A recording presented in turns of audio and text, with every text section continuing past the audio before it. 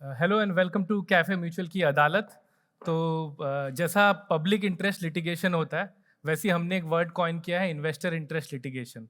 तो दो मुंबई के टॉप एमएफडीज, सदाशिव फिने जिसको अब हम लोग वन मैन आर्मी के नाम पे जानते हैं, एंड रिटेल किंग रितेश सेठ।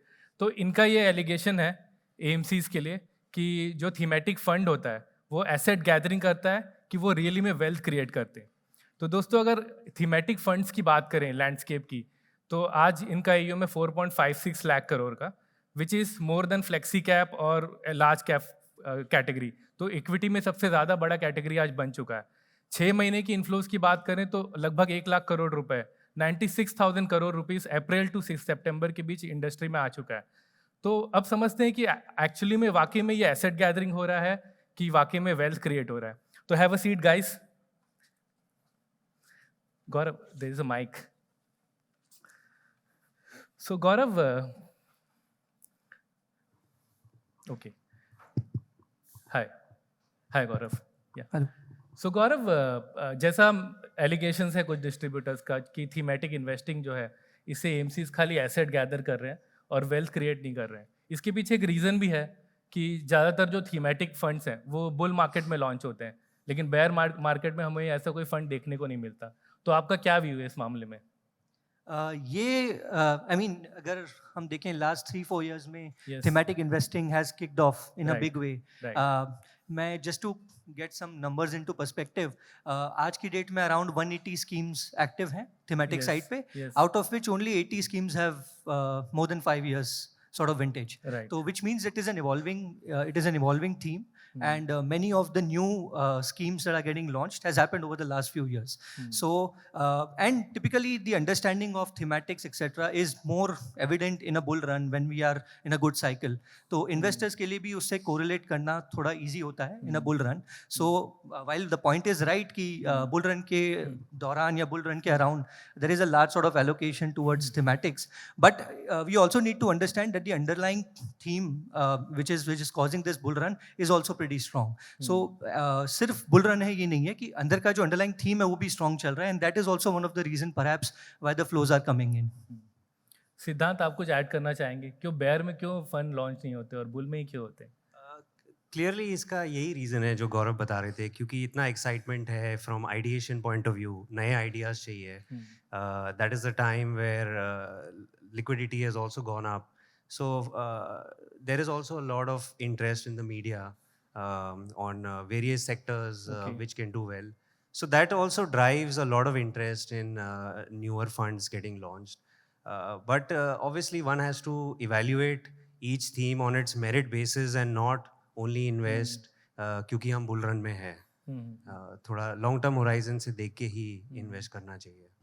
अच्छा, कुछ थीम्स जो हैं वो क्रिएट किए जाते हैं, आप समझ रहे हैं, बहुत सारे सेक्टर्स को मिला के एक थीम बना देते हैं, और कई बार कुछ ये रेट्रोफिटिंग या थोड़ी ज़बरदस्ती लगती है। तो आपका क्या व्यू है इसमें? ये actually communication point of view से it can mislead investors if you are talking from staying true to the theme. वहाँ हम बहुत थीम्स में नहीं देखते because you're trying to expand the theme which may not have the same characteristics in the same cycle. तो that's why it is important to understand वो theme का benchmark क्या है, और वो जो fund construct हो रहा है वो benchmark से कितना mimic करता है, is it true to the theme, and what is the fund house opinion on the theme from a long term point of view. तो जैसे एक एग्जांपल मैं आपको देता हूँ कि हॉस्पिटैलिटी एंड टूरिज्म का एक इंडेक्स बना है जिसमें सिर्फ 15 से 17 ही स्टॉक है। तो इतने कम कॉन्सेंट्रेटेड पोर्टफोलियो में क्यों ये थीम चल रहा है? Yeah, so that is a good example. क्योंकि when we look at sectoral themes, we look at bigger themes like let's say consumption हो, banking हो. Yes. So this is a more sub-sector theme which is being already played in a larger consumption theme, right? तो ये सब-sector का risk क्या होता है कि the theme could play well in a short term and then fizzle out as well. Right. So clearly वो एक risk है and one has to understand how relevant वो theme है from an India growth story point of view. Okay, Brijesh, my next question is for you. तो हम लोग ने 5 years return analysis किया एम्फी डेटा से, तो उसमें ये पता चला कि 50% सेक्टोरल फंड्स हैं वो बेंचमार्क को बीट कर पाते हैं, लेकिन वही अगर अपन मिड कैप या स्मॉल कैप देखें तो उसमें 65% से ऊपर ऐसी स्कीम्स है जो बेंचमार्क को बीट कर पाते हैं। फिर जो टॉप परफॉर्मिंग सेक्टोरल और थीमेटिक फंड है और स्मॉल कैप और मिड कैप का जो एवरेज परफॉर्मेंस है वो उससे भी कम है। तो आपको क्यों लगता है कि इन्वेस्टर्स और डिस्ट्रीब्यूटर्स को एडिशनल रिस्क लेना चाहिए इस सब स्टैंडर्ड रिटर्न के लिए? देखिए मेरा मानना है कि एक तो पहले जो 5 साल का है जो आपने टर्म चूज किया है that Yes. Is very selective right.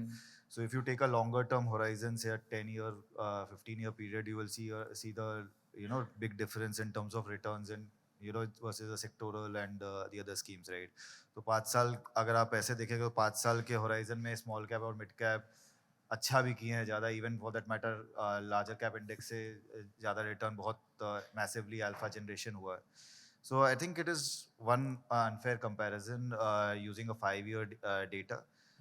10-year और 15-year के आप पीरियड में आप देखें विच इज़ अ मोर जिसमें साइकिल्स आपके पूरे कैप्चर हो जाते हैं.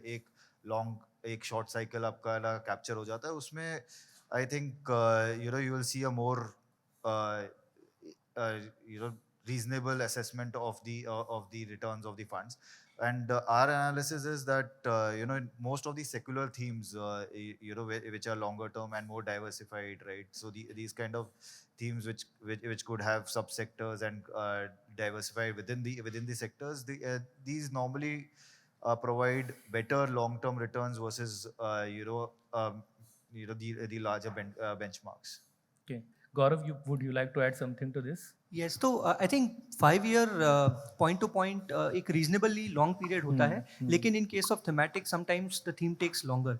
सो to that extent I think rolling return भी देखना चाहिए और ये भी देखना चाहिए कि रिस्क एडजस्टेड रिटर्न कितना बना है. तो in many of the other categories में भी एब्सोल्यूट रिटर्न अच्छा बना है, but that is also by taking higher risk. So I think risk adjusted return, quality of the house etcetera, बहुत सारी चीज़ें जो मैटर करती हैं. उसके लिए I think the role of the mutual fund distributors and financial advisers वो और भी ज़्यादा क्रूशल हो जाता है कि इन्वेस्टर के रिस्क एपेटाइट के अनुसार उसे गाइड करें कि कौन सा थीम उनके लिए बेटर है. और थीमेटिक स्ट्रिक्टली आई थिंक थोड़ा लॉन्ग टर्म होराइजन रख के ही करना चाहिए निवेश फ्रॉम दैट पर्सपेक्टिव. ओके सिद्धांत, जो थीमेटिक इन्वेस्टमेंट है उसको ज़्यादातर एमएफडीज टैक्टिकल एलोकेशन की तरह देखते हैं. तो टैक्टिकल एलोकेशन में एंट्री और एग्जिट बहुत इंपॉर्टेंट रोल प्ले करता है. तो कैसे एमएफडीज को पता चलेगा कि this is the right time to entry, और एग्जिट का टाइम कैसे पता चलेगा? एंट्री तो चलो एनएफओ से हमें पता चल जाता है क्योंकि फंड मैनेजर बोलता है कि this is the right time, लेकिन एग्जिट का कोई बताता ही नहीं है. तो आई थिंक जब भी हम थीमेटिक फंड में इन्वेस्ट करते हैं तो एक फ्यू फैक्टर्स हमें देखना चाहिए. I think one of the first factors देखना चाहिए कि मीडियम टर्म आउटलुक वो थीम का क्या है. मोर इम्पॉर्टेंटली हम साइकिल में कहाँ है वो थीम में. Are we at an early stage, mid stage, या काफ़ी वो साइकिल प्ले आउट हो गया and it's at an advance stage. Then we have to see कि ये थीम में अर्निंग्स ग्रोथ का क्या पोटेंशियल है. And finally obviously valuations in context to ये थीम का हिस्टोरिकल वैल्यूएशंस क्या रहा है. Is it at a premium, is it at a discount, and उसका रीज़न क्या है. तो ये समझ के हमें एक फेयर अंडरस्टैंडिंग आएगा कि what could be the performance या return expectations for this theme. The other thing, timing point of view से अगर अवॉइड करना है, मिटिगेट करना है, तो SIP is a great tool. और एक एग्जाम्पल आता है कि if you look at certain thematic funds, for example consumption, ये एक सेक्युलर थीम है, it is not cyclical in nature. तो इसको टाइम करने की ज़रूरत नहीं है. Timing risk is lesser in a consumption because it is secular in nature.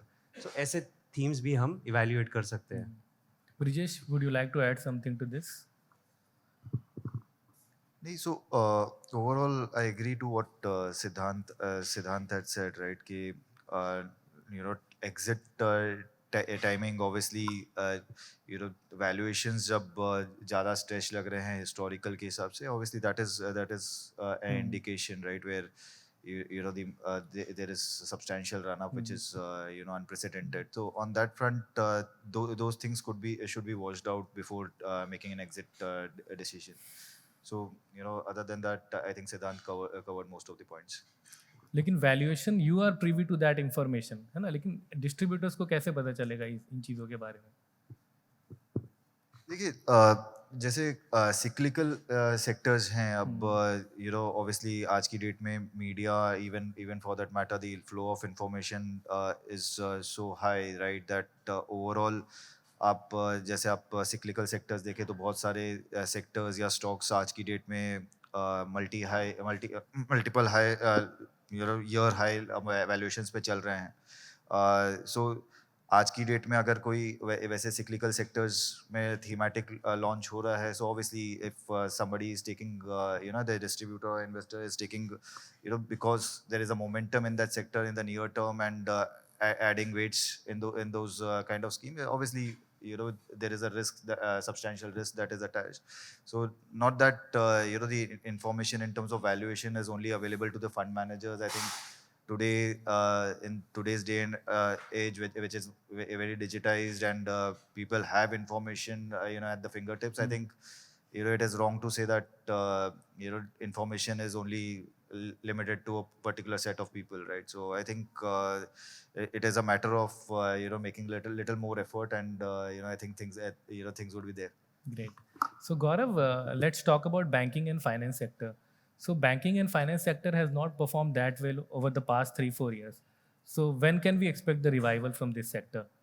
Sure, I think आपका कहना सही है कि लास्ट 3-4 साल में इन कॉन्टेक्स्ट बाकी जैसे बाकी सेक्टर्स चले, banking and financial services to that extent has underperformed, but if I look at the core theme और the you know, core drivers of the BFSI sector, those remain intact.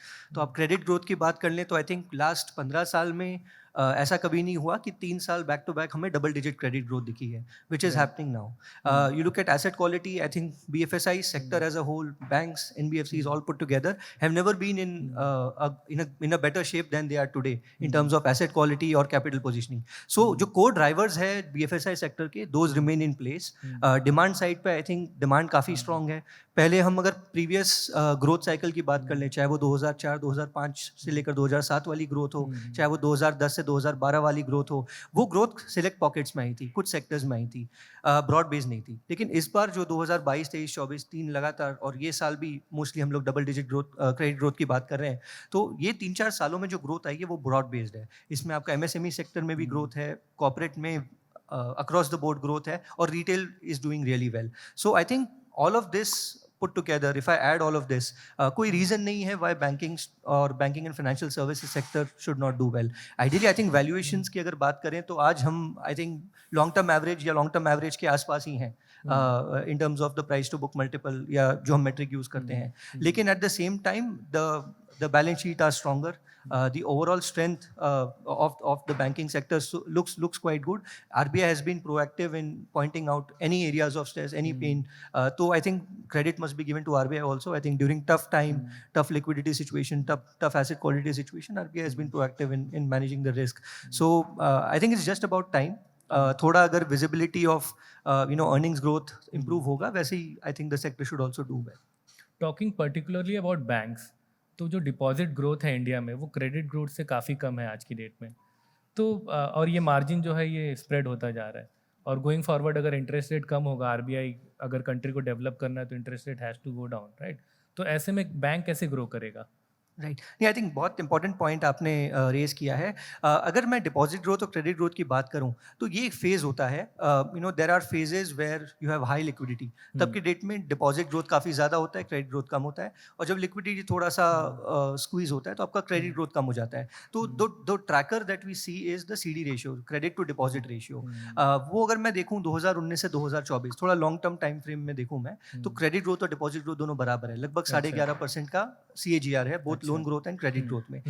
Covid के time पे liquidity ज्यादा थी तो आपका deposit growth ज्यादा था, demand कम थी तो क्रेडिट ग्रोथ कम था. तो वो 20-21 2 साल थे जिनमें credit growth was far lower than deposit growth. उसी का कैचअप होता है जब डिमांड वापस आती है. तो 2023-24 में हमने देखा CD रेशियो एक्सपांड हो गया और आपका credit growth was outperforming. Now we have reached a phase where CD ratio peak out हो गया है. तो यहाँ से I think in couple of quarters the credit growth and deposit growth should mirror. दोनों आसपास 13-14% के आसपास आ जाने चाहिए in the coming 2 to 3 quarters. So I think ये एक साइकिल है. अगर थोड़े लॉन्गर टर्म टाइम फ्रेम में देखेंगे तो क्रेडिट ग्रोथ और डिपॉजिट ग्रोथ दोनों बराबर चलती हैं, but obviously there are certain cyclicalities to it कि कभी deposit growth ज़्यादा होता है, कभी credit growth कम होता है. Coming to the second aspect, I think margins पे आपने एक बताया, I think a very important point कि whenever rate cut happen, historically rate cuts have been beneficial for banks, but चूंकि RBI ने 2020 में external benchmarking of loans कर दिया है, तो आज की डेट में आपके जो भी home loans हैं, वो सब repo linked हो गए हैं. तो जैसे ही RBI ने repo rate cut किया, the banks have to pass on the rates to the customers. तो उनके लिए वो margin pressure आएगा. But understanding that this is only going to be a temporary thing कि आपका deposit भी reprice होता है उसके बाद में. तो एक दो क्वार्टर के लिए शायद margin pressure हो सकता है, but structurally अगर एक दो साल का time frame देखेंगे तो there will be a dip in margins, there will be recovery. So full year basis पे I don't think इतना matter करता है. Margins banks will able to hold on to their margins. Okay, great. So Brijesh, talking about the healthcare sector, तो government ने एक नया scheme launch किया है, जन औषधालय योजना समथिंग. तो इसके तहत वो जेनरिक मेडिसिन जो है उसका एक ओवर द काउंटर शॉप खोलेंगे और वो काफ़ी 80% डिस्काउंट में मिलेगा. फॉर एग्जांपल अगर क्रोसिन 100-200 रुपये का मिलता है तो वहाँ पे 20 रुपये का ही मिलेगा. तो इससे फार्मास्यूटिकल इंडस्ट्री जो लिस्टेड कंपनीज है उनको क्या इम्पैक्ट पड़ेगा? देखिए, जन औषधि का मैं थोड़ा बैकग्राउंड दूं अगर, तो जन औषधि आज की डेट में करीबन 13,000 स्टोर्स इंडिया में है. 2017 में कुछ हज़ार स्टोर थे, राइट. तो obviously there is a substantial increase in the number of stores that are there in the market. उनका अगर रेवेन्यू देखूं आज की डेट में 13,000 स्टोर में ये लोग जो कर रहे हैं करीबन 1400 करोड़ का रेवेन्यू कर रहे हैं. तो आप जो 80% डिस्काउंट पकड़ रहे हैं, अगर वो उसको आप इन्फ्लेट भी कर दीजिए तो इंटू 5 टाइम्स कर देंगे तो मोटा मोटी आपके करीबन 8,000 करोड़ का 7-8 हज़ार करोड़ का आपका रेवेन्यू हो जाएगा.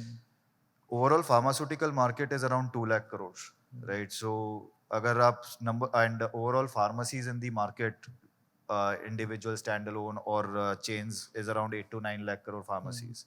So in terms of number of pharmacies कुछ 1.5% आपका जन औषधि स्टोर्स है. in terms of revenue के हिसाब से आप पकड़ेंगे तो करीबन 2-2.5% के आसपास का रेवेन्यू कंट्रीब्यूशन है. तो on an inflated basis, I'm not talking about on the actual basis. So I don't think so there is a substantial impact. And why I say that is that incrementally चलिए आपके number of stores बढ़ेंगे, which is the target of the government. But the thing is, one should understand where these stores are targeted, right? India में ऐसा नहीं है कि आप जब आप ट्रैवल करें तो बहुत जगह आप जाएंगे इंटीरियर्स ऑफ इंडिया में.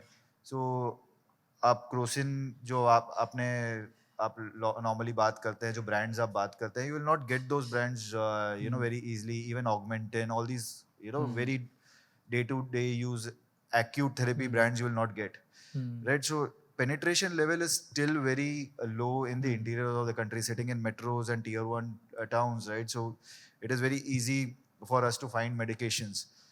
Normally it is not the same case elsewhere. So on that front, the idea of the government is to increase the medical penetration in the interiors of the town, where these kind of schemes actually help, right? So I don't think so it would impact the branded. So just to give you a very crude example, right, कि अपने गाड़ी खरीदने जाते हैं तो मारुति से लेकर Mercedes होती है, राइट. मर्सिडीज वाला मारुति नहीं खरीदता, बिल्कुल. तो सिमिलरली अब ब्रांडेड फार्मास्यूटिकल आप मेट्रो में लेते हैं तो आप जाके जन औषधि में there would be overlap, but it would not be पूरा की पूरी दुनिया वहाँ पे अब मारुति खरीदने चली जाएगी, because it's cheaper, right. Great. So hospital एक ऐसा सेक्टर है जिसके बारे में ज़्यादा बात नहीं होती, लेकिन लास्ट 2-3 ईयर्स में हॉस्पिटल बहुत अच्छा कर रहा है. इनफैक्ट 5 टाइम्स ग्रोथ हुआ है इस सेक्टर में. तो इसके बारे में आपको क्या लगता है?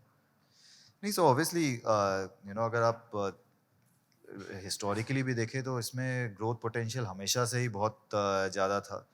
अगर आप देखें इंडिया में penetration in terms of beds पर पीपल, सो आज की डेट में अराउंड 1.5-1.6 बेड्स पर 1000 पॉपुलेशन का अपना है, which is much lower than the required norms of around 3 beds per 1000, राइट. So if India has to go to that 3 beds per 1000 today, we have to add around 2.4 million beds in the country.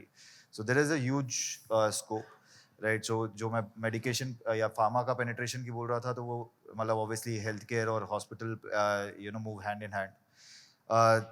मेरे हिसाब से last 3-4 साल में जो growth आया है, अगर आप मतलब I link it to covid, right? So covid के टाइम में the awareness level of the people increased, there was a increase in penetration of insurance. तो इंश्योरेंस, हेल्थ केयर इंश्योरेंस जो करीबन 9% पेनिट्रेटेड था, today we are at 18%, so there is a doubling of insurance penetration that has happened in the country, so which has helped people to avail better healthcare services.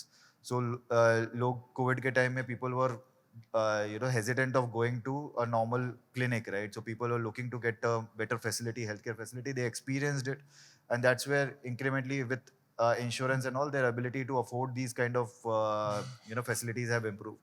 Plus government has also played a substantial role, जिसमें आयुष्मान भारत जैसे schemes आपको lower strata of the population में insurance penetration हुआ है, तो उसके चक्कर में भी आपका ग्रोथ हुआ है. So net I think with insurance penetration, with increase in awareness, lot of room for penetration to increase. There is a huge room for the sector to grow. So, obviously there has been a big run up, but as a long-term investor, if I have a 5-year kind of a view, I'll continue to remain positive on the sector. Siddhant, I want your quick view on what are the key trends that is shaping consumer behavior, and what is the structural change that is happening in terms of consumption? Yeah, actually, if you look at consumption as a theme, from near-term perspective, I'll tell you, one is after COVID, we've seen K-shaped pattern of consumption, where upper middle class consumption has been very strong, lower middle class consumption has been very weak. We've seen demand for jewelry very strong, but demand for basic FMCG products very weak. But if we look little long term from what is changing is consumption as a space historically used to be more of FMCG. Today, as our per capita income is crossed around $2,500, we are seeing incremental income go towards discretionary. So basic needs are met, so the consumer is spending on the basic wants to improve their lifestyle. And as a result, we are at an inflection point in consumer discretionary as a sector. What is also driving this is, if you look at the consumer profile today, that is also changing. So we are seeing a lot of younger consumer profile. As they enter the workforce, they are participating in consumption. And the younger profile, which is we call Gen Z or millennials, they are not as conservative as Gen X used to be. Gen X used to save first and then buy later. But the younger profile is more aspirational. They will figure out financing later, but the wants come first. So that is also resulting in this improving lifestyle of the consumer and better demand for discretionary as a theme. This is a much more, I would say, longer sort of. सिद्धांत, हम सबको पता है कि India बहुत तेज़ी से बढ़ रहा है, राइट? तो हम लोग जल्दी थर्ड लार्जेस्ट इकोनॉमी बन जाएंगे. लेकिन एक्सपर्ट्स बोलते हैं कि जैसे इकोनॉमी ग्रो होता है वैसे पर कैपिटा इनकम बढ़ता है, परचेजिंग पावर बढ़ता है. तो इस बात में कहाँ तक मतलब आपको लगता है कि कहाँ तक सच्चाई है और क्या इसका इम्पैक्ट होगा आगे चल के कंजम्पशन सेक्टर में? नहीं, this is very true. Income is a main driver of growing consumption. And if you see, India is a consumption story. More than half of our GDP today is consumption. Given how young the population is, median age below 30 years, our workforce in India is growing, and it is expected to grow for the next 2 decades. You see, globally, workforce is not growing. Population is also a challenge. So this will drive long-term growth prospects. We are seeing urbanization. If you see in India, only 35% is urbanized. Globally, this number is more than 50%. So there is a long-term opportunity, and I think consumption will participate with this growing economy projections. Okay. So one last question to each panelist, कि आप लोग अपना पैसा कहाँ invest, कौन सी theme में करना चाहेंगे, कितने समय के लिए, और आप कब, मतलब क्या एलोकेशन देना चाहेंगे? गौरव? Sure. I think thematic investing is beneficial. जैसे कि हमने सुना सिद्धांत से, ब्रिजेश से, कि investing in the right theme is very important. And वो theme हम किस cycle में हैं, अगर वो theme already play out हो चुका है तो उसमें enter करना है, कि enter कोई एक नया theme जो emerge होने वाला है उसमें करना है. That is very important. And यहाँ पे मैं ये कहूँगा कि a portion of your allocation should definitely go towards thematic investing. पर वो कितनी मात्रा में करना है और कहाँ करना है, I think वो आपको financial doctor बता पाएंगे कि कहाँ पे best time to invest in which लेकिन sector. आप कहाँ करेंगे? मेरा तो BFSI सेक्टर में जा रहा है. I think banking and financial services sector is where my large part of my allocation is moving towards. आज अगर आप 10 लाख निकालते तो आप कब उसको निकालना चाहेंगे? मैं तो निकालना नहीं चाहूँगा. Ideally I would let it compound. But अगर एक पॉइंट आ जाता है, जैसा कि हमने सुना बाकी एक्सपर्ट से भी, कि जब लगता है valuations are running out of much ahead of reality, I think that is probably the time one would look to trim. But at least in the thematic space that I talked about, I don't think that is anywhere near right now. Siddhant, consumption के अलावा आप कहाँ invest करेंगे? No, I was coming to just one point on consumption. Why I would prefer it is it's not only the upside, return potential, but one should also look at risk reward. And consumption as a theme में आप कभी भी देखोगे तो from a drawdown perspective, जब भी we have market events, हमेशा कम रहता है, because this is one sector which always shows resilience. हमेशा bounce back is also much more quicker. And obviously cash flow profile of the companies is much more steady. So I would always have a tilt towards consumption and investment horizon. I think this is a decadal sort of opportunity. So I would think from that perspective. Great. Brijesh? So,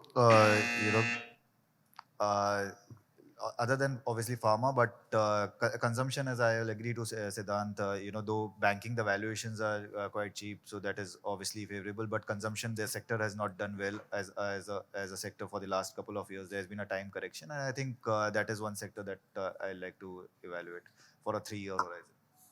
All right, we have come to an end to this session. तो इनको बाइज्जत बरी करना है तो आपको तालियां बजाना पड़ेगा. So guys, consumption और banking finance and healthcare all are long term के लिए बहुत अच्छा है, tactical allocation के लिए. It gives an edge to investment portfolio. And thank you each one of you for being such a wonderful audience, guys. Thank you. Well, thank you for a wonderful session.